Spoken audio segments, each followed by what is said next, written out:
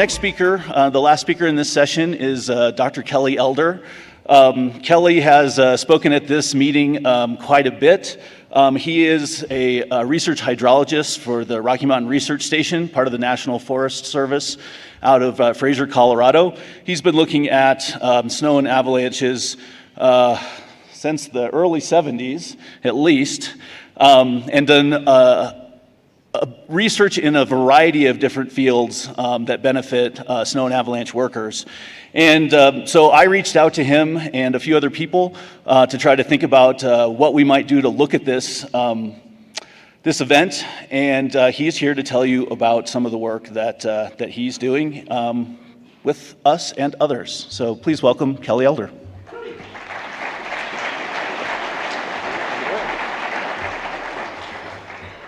It was actually the late 70s. I'm not that old. I'll be dead soon, but I'm not that old. So I'm going to talk about this sort of research side of this and geek out a little bit here.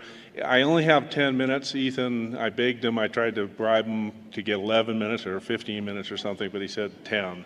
So I'm going to talk really quickly, and it's really going to be a very superficial look at what we're doing. If you have more questions, you can ask any of us anytime, and we're all easy to find on the internet or other ways, on the internets and the webs and those things. So I'll go ahead and jump into this. I said many others here, and you'll see my final slide too that actually gives credit to the others.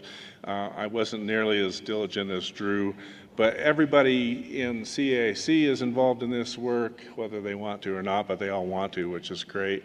There's university partners, husbands and wives, kids, dogs. We've drug a bunch of people into this study because it's such a big event and it's such a widespread event that there's no way we can possibly sample everything we want. And we're counting on, we don't have money either, which is another problem always with research. So we've drug a lot of people in here, and probably a lot of people in this room have helped. So thank you already for that. So I'm going to go through through this. I mean, the previous three talks really gave us a good background of why we are interested in this, besides just geeking out on it and thinking it's cool. One of the things that I was happy, and Art touched on this and other people did too, it's neat to live long enough to see one of these events happen, an event cycle of this scale. And I'm a little bit jaded on floods, having lived in the Front Range for about half of my life. I've seen 3 400 to 500 year events happen there in 40 years. So I don't really know what this return period stuff means, and I'm curious about applying it to avalanches, but I feel like I've seen a big one here now. And I also got to see the 85 event that was also pretty widespread, but still different than this one. So this has us scratching our heads. We really want to know why it happened. This is kind of the ingredient and recipe thing and how it happened. We had a lot of ingredients, and it's just like a bad cake or a bad batch of cookies. If one thing's missing, if you put in too much salt or too much baking powder or something, the recipe changes and something different happens. So we're really trying to pick this apart from a scientific standpoint. And then there's the whole practitioner thing. We want to make the world a better place, save lives, save time and money, and all that stuff.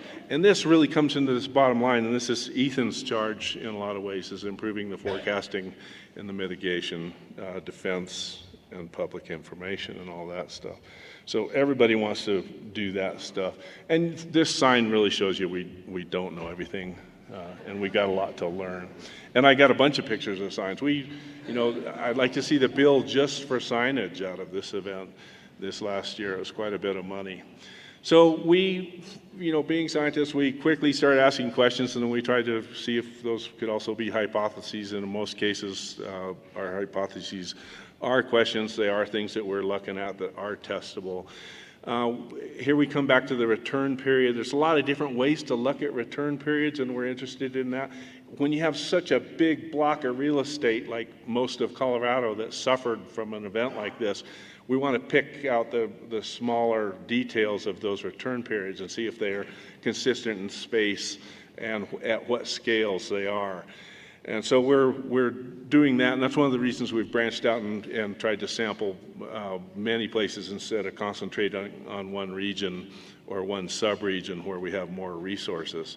So that's another reason we're spread really thin on this project. We're quantifying the expansion of the avalanche paths. Art touched on this. Some of the questions people asked touched on this. It's a question everybody is interested in, where these paths have increased substantially in their tracks and in their run-out zones, maybe even in their starting zones. What's that mean for future hazard mitigation and forecasting and whatnot? One of the things I like to think about in this whole game is that we all have our own paradigm for how avalanches work and the way we behave in avalanche terrain and country. And there's the bigger paradigm that we have about this. This kind of event resets those paradigms for everybody who's paying attention. If this event doesn't reset your own idea of possibilities and things that happen in the avalanche world, then you should stay the hell out of terrain that is capable of maybe stay out of Colorado. Go back to Texas.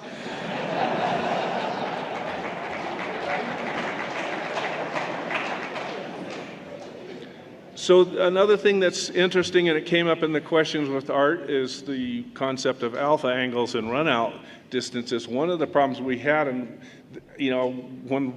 before I even got into the field looking at all these paths, I'm thinking about things that I want to do, and the alpha angle stuff is really neat, and it's been used all over the world. It doesn't work that well in Colorado, and it doesn't work that well for an event like this, because so many of the paths that we saw and so many of the places that ran so far up the other slopes that the concept of an alpha angle doesn't really mean anything. So this is another place to do some science and think about how we can statistically or deterministically look at changes in what these events did in terms of going up the opposite slope and then down valley. That's a completely different concept than the whole alpha angle that we typically use. The dynamics that Art talked about, hopefully we'll work with Art and Chris on some RAMS modeling. Other people have shown some interest in doing some of the modeling, and that will require some of the data we're collecting in the field along with things like terrain data that you can pull off the web. So there could be some really neat work coming out of that we are working on. Snowpack stuff. Art touched on this, and Brian talked quite a bit about this. Why was this snowpack different? We have big years. One of his first graphs really showed this well, the difference between the 2011 and 2019 season. Don't look that different in terms of totals, but you have to pick that apart. We will be, and I'll talk about this a little bit more in a minute, but we'll be mining these data sets a little bit more for this. And I keep saying this is a big group working on this, as I said, and I'm using the big capital we. Lots of different people working on different sessions, but I'd use up most of my 10 minutes just naming that group, so I won't. I think this is my last hypothesis and question, and this is a working document and a working project too. This is going to go on for several years, so these will change as we go as well. But this is also groundwork that was laid for me in the previous talks. The fact that these things ran on all aspects and elevations and across the entire region was really interesting to us. And that's also different than the 85 slide and the 90, or the 85 cycle and the 95 cycles that were concentrated in certain ways, but not in terms of total area. So we're interested in picking apart the details of differences in aspects and elevations, parts of ranges that ran. It's really interesting to drive through the chutes near Copper and see that some of them went and some of them didn't go. And that was one of the first things that jumped out at us when we started doing this sort of regional tour of what happened. And another thing about this study that we're having to do just because of limited resources, time and money, is we're focusing on paths that affected highways, and that's also because that's part of CDOT's, or not CDOT's, but CIC's CDOT's mission is to deal with those things. So, the Waimanooch is really, really interesting. We'd love to get in there with donkeys and chainsaws and spend a month there just to be there, if nothing else. But we're not going to get in there and do any research on that. Another good thing about this is a lot of the data is going to stay in place for a few years, and we can go sample it, so we're not panicked about that. So the methods for investigation here, we're trying to do two things, kind of quantify things where we can use real numbers and characterize things, sort of the soft science side of this stuff. And, everything we do in reality is kind of a mix of these things. And scientists like to pretend that they're quantifying everything, but a lot of it's just arm waving and biases that we have. So you guys know that from your own experiences. For field measurements, we're concentrating on dendrochronology or dendrochronological methods, cookies and cores, disks / cookies and cores. We can do some non-field work with that, looking at GIS and remote sensing work. There's historical imagery that's valuable. Ron Simonois is doing a lot of this. We hope to get drones out. We have other partners with satellites, and there's some other sort of pragmatic periodic remote sensing data collections that may be useful as well, or data sets. Right now we're overwhelmed with that, and we're focusing on getting the field data, but some people are already working on that. The coincident data analyses, this will be, by coincident I mean the stuff that happened this season. You've already seen some of that Brian's shown. Some historical records that are worth mining, and other people, Spencer Logan is doing some cool work on that, and you should ask him about that. I don't have time to go into that, and I don't know exactly what he's doing. But also historical records. There's some great publications out there about big cycles in the past, clear back to the mining days. The other thing that trees do is let us look back at records that predate white settlement of this area, pre-mining and whatnot, and we can go back 4 or 5, maybe 600 years in places. We've pulled out trees that were taken out by this cycle that are over 300 years old, and I'm not going to go out on a limb and say what kind of return periods we have yet, but in a lot of the paths, sort of our minimum dates are 100 years. So that's going to be something like the base level of the return period on this, but I don't know, some of the trees that we pulled out down in the Silverton area are over 300 years old, and so there's going to be a range on that too. But there's a lot of historic data that can be useful. So I'm going to go through these a little bit more and show you pictures of what we're doing in the field that are actually the collection methods that are sort of tractable and real-time this season. You may have seen people out there, some of you guys are collecting these for us. We're trying to discourage people from doing a lot of firewood cutting along the highways, because your firewood is our data, and if you burn it up, it's kind of like a library going up in smoke on campus, and it's a little bit tragic. If you do take the firewood, leave the butt, we can use the butt, and leave the tip and don't move it so we can measure the tree length. That's kind of a joke. That's going to be hard to piece together. This isn't very good firewood anyway, because most of it's wet and it won't be dry for a couple of years. So go ahead and cut the beetle kill you've been cutting for the last 10 years, and leave our data there for a little bit, if you will. There's been some places where we've gone and collected, and people have already cut cookies out just to count the tree rings, because it's really frickin' cool, and everybody wants to look at this, but that hasn't been a real problem yet. These are pictures from the Disney slide. This is one of the first ones we started cutting on, at least the big picture is the Disney slide. The other one is a CIC slide. I'm not sure where it was. This is Hinsdale County stuff. We are sampling these trees in lots of different ways.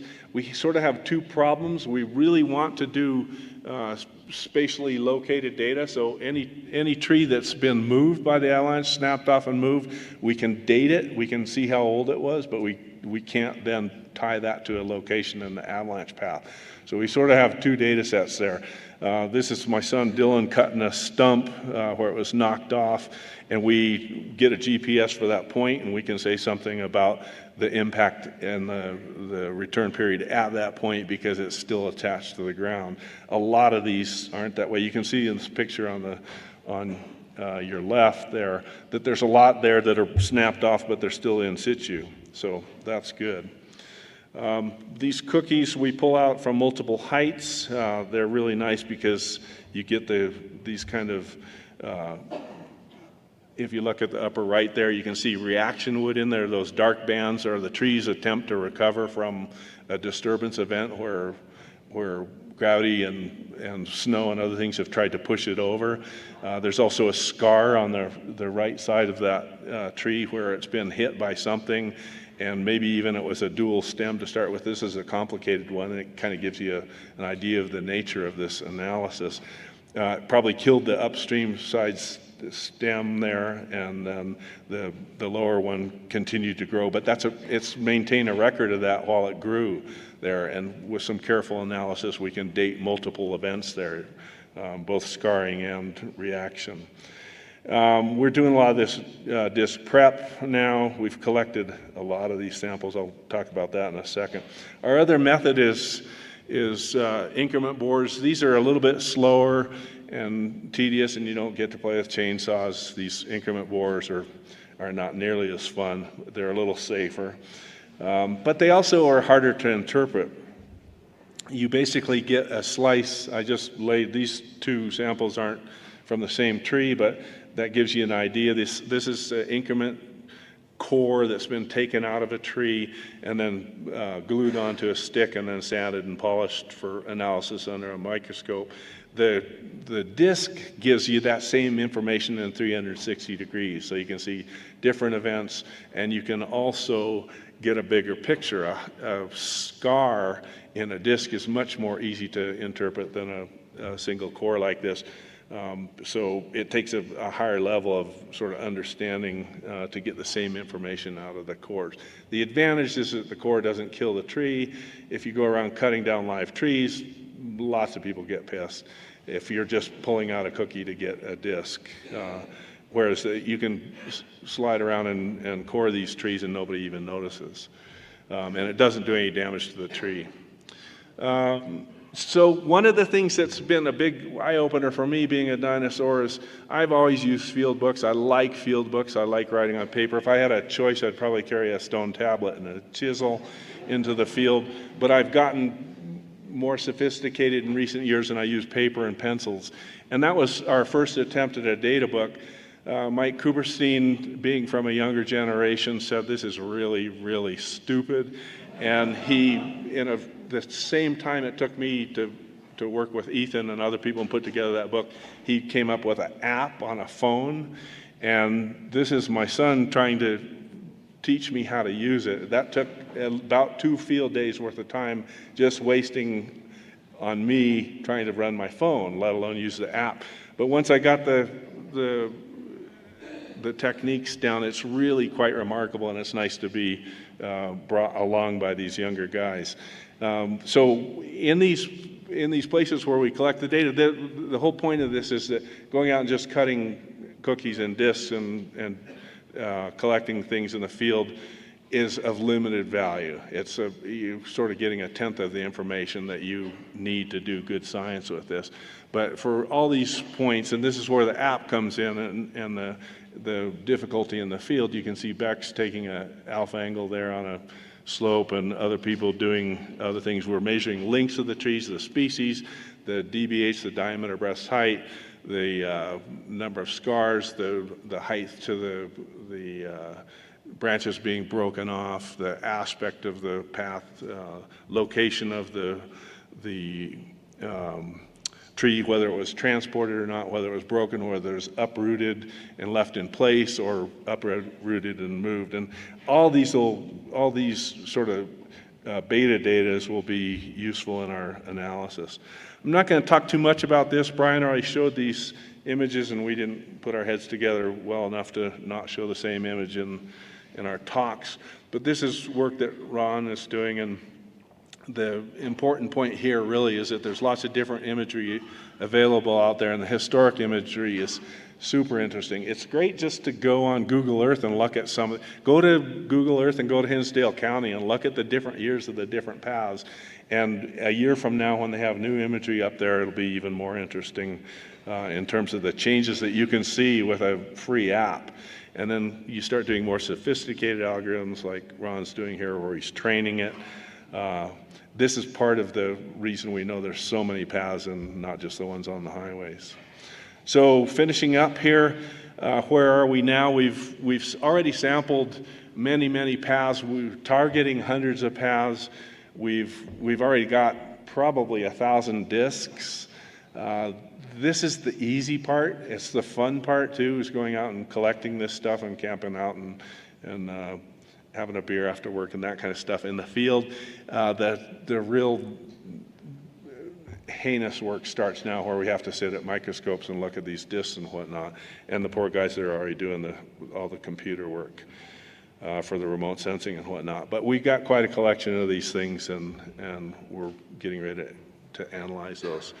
So this is, like I said, I'm not near as conscientious or clever as Drew. There's my list of contributors and co-authors of this, and people who have helped, and that's only 1/10 of them. So I appreciate that. If you do have questions about this stuff, CIC folks, Ethan, Carl Berkland's involved in this from Bozeman, and Eric Peisch from USGS, and Danny Staley, his technician. So you could contact any of us about any of these questions, and that would work.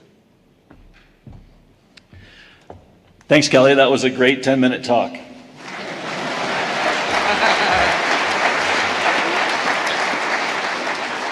We have time for a couple questions. Do you have any questions for Kelly? There's...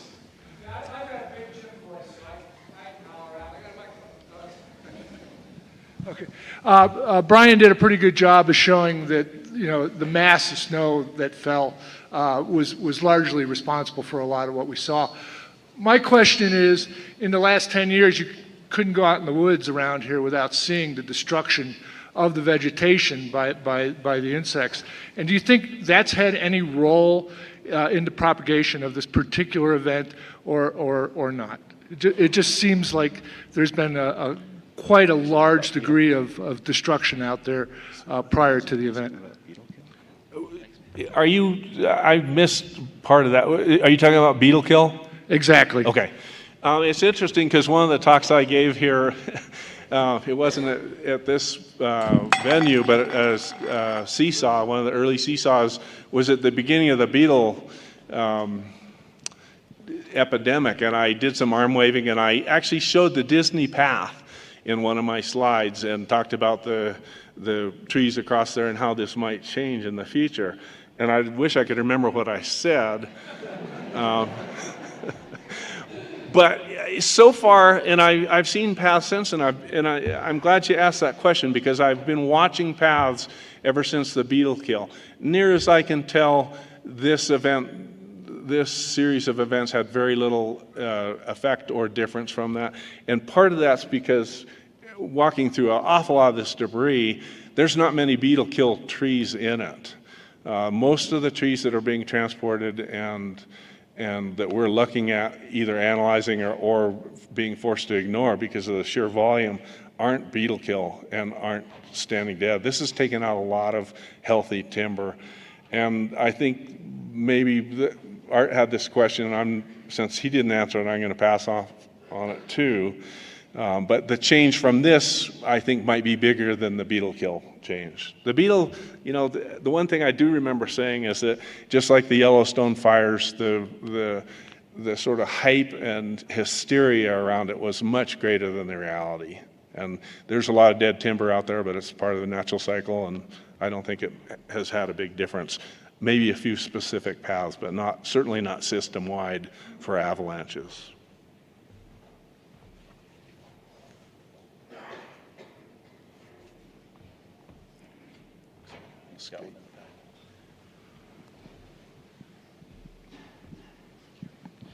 Hey, thanks a lot. Hey, I'm wondering, I haven't heard much about sort of the forensics behind the meteorology that led to this sort of pulse or intensity of snowfall in March, and if that is part of your study, including the ingredients you referenced before. Would you ask that again without the mic? Without. Yeah, it's hard to hear up there.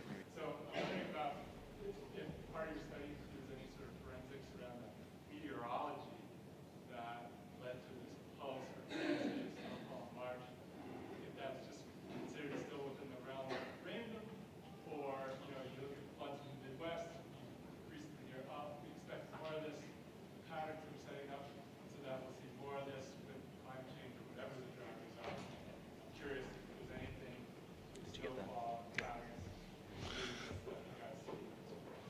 That's a really good question, and it's interesting. I got that question from several people that called me during the event itself.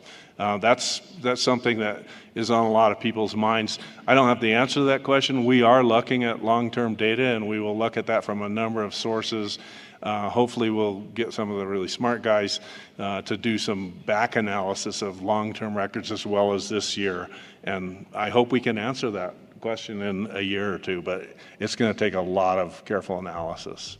I think that's part of it. And everybody loves to jump on climate change for all these things, but this was in my mind, this is a weather event, and we need to look at the long-term data to put this in a climate context. Thanks, Kelly.